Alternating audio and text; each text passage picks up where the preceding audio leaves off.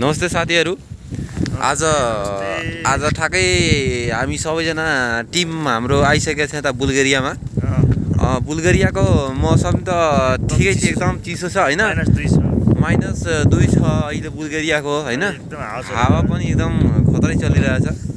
अनि चाहिँ धेरै साथीहरूले अप्लाई गर्दै हुनुहुन्छ अथवा धेरै साथीले भिसा लागेर नि आउन चाहिँ पर्खाइमा बसिरहनु भएको छ भने एकदम बेस्ट छ बुल्गेरिया आउँदा हुन्छ। अब तपाईँहरूलाई लाग्यो होला कमाइ कतिको हुन्छ बुल्गेरियामा जाँदा कमाइ 1 लाखभन्दा माथि हुन्छ कि 70-80 हजार हुन्छ कि के कस्तो हुन्छ भन्दाखेरि यहाँ काम अनुसार चाहिँ पैसा हुन्छ होइन। कुनै कम्पनीमा राम्रो कम्पनीमा पऱ्यो भने चाहिँ 1.5 लाख चाहिँ कमाउँदो रहेछ मान्छे होइन। हाम्रो त्यही उता एग्रिमेन्ट अनुसार 1070 पिजिएम भनेर चाहिँ आएको थियो हामी होइन।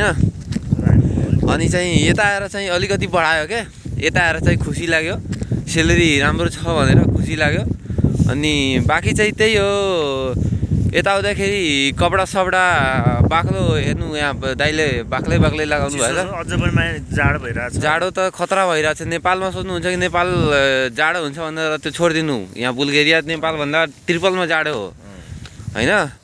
त्यही हो, आउँदा चाहिँ हुन्छ राम्रो हो, कमाइ नि राम्रै हुन्छ होइन। 1 लाख जे होस्, खानपिन गरेर यताउता गरेर चाहिँ खानपिन जति त सही गरेर चाहिँ 1 लाख मजाले घर पठाउनु हुन्छ होइन। त्यही हो। अब हामी चाहिँ भर्खरै आएको छु, अरू भिडियो नि बनाउँदै गर्छु। हाम्रो यो च्यानललाई सब्सक्राइब गर्नु होला। अनि चाहिँ अरू भिडियो नि अरू इन्फर्मेटिभ म दिनेछु। अरू अब तपाईँहरूलाई के इच्छा लाग्छ, के सोध्न मन इच्छा लाग्छ होइन, त्यो चाहिँ सोध्नु होला। बाँकी त हामी गरिहाल्छौँ होइन। ठिकै छ, बुल्गेरिया आउनु, यसो कोही साथीभाइ छ भने चाहिँ कन्ट्याक्ट गरिराख्नु होला। त्यही भन्छु। अब युरोप कन्ट्री हो, युरोप कन्ट्री त अब मान्छे भन्छ एकचोटि छिर्यो भने त ठिकै छ भनेर होइन।